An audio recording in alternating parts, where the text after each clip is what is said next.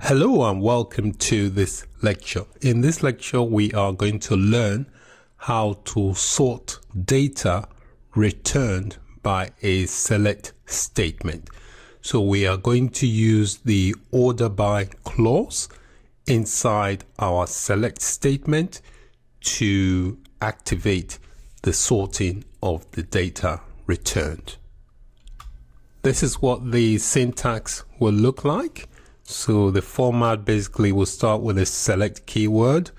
We will select specific columns from a table and then apply the order by clause in order to sort the data returned from the select query.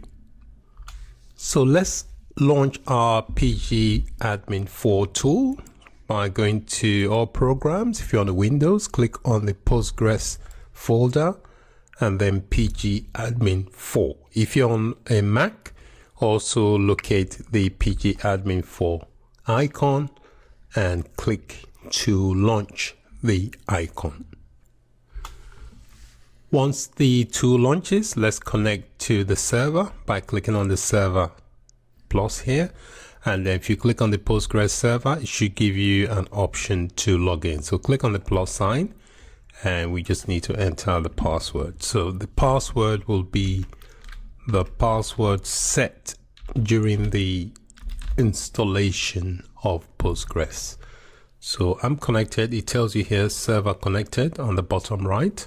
So let's access the database.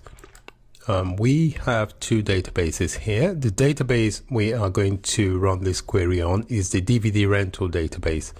So I'm going to expand that. It tells you here database connected. So let me expand the schema and then the public schema. And let's look for the table. And these are the tables for that database. We got 15 tables. And the table I'm going to query here is the country table. I'll go for the customer. Sorry. I'm going to query the customers table. So if I expand that, you can see all the columns from this customer table.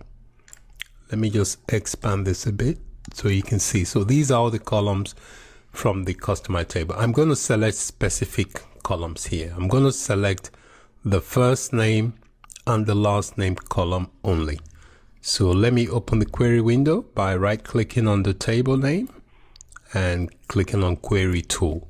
That will launch the query editor from where we can build the query. So this is a query editor. The query will be outputted in this area here. I'm just going to drag that down a bit to create some more room. All right, so let's write the query here. The query I'm going to write will be a select. I'll start with the first name column. Always specify the column the way it's been defined. So I'm going to do first name underscore name. You use a comma to separate the column names, and then I've got the last name here, and I'll type in last underscore name,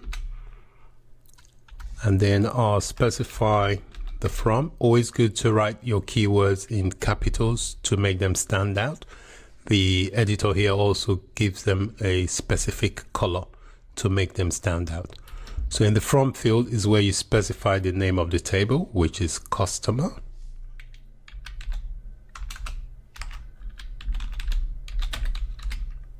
And that is basically it. I'm not going to include an order by yet.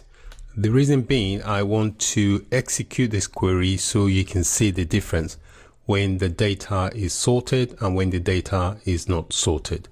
So I'm going to click on this icon here to execute.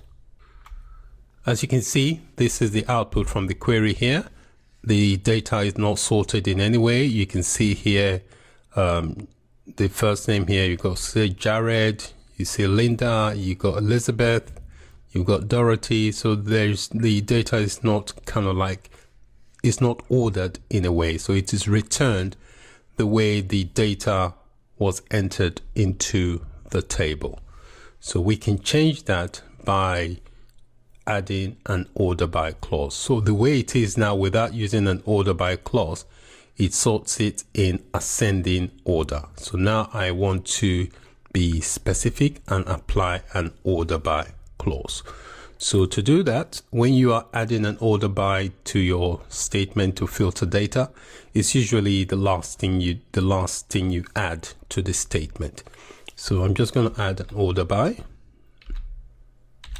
I do order by. I'm going to order by the last name column here. So you can order by first name or last name. It doesn't really matter. But I'm going to order by last name. So I do last name.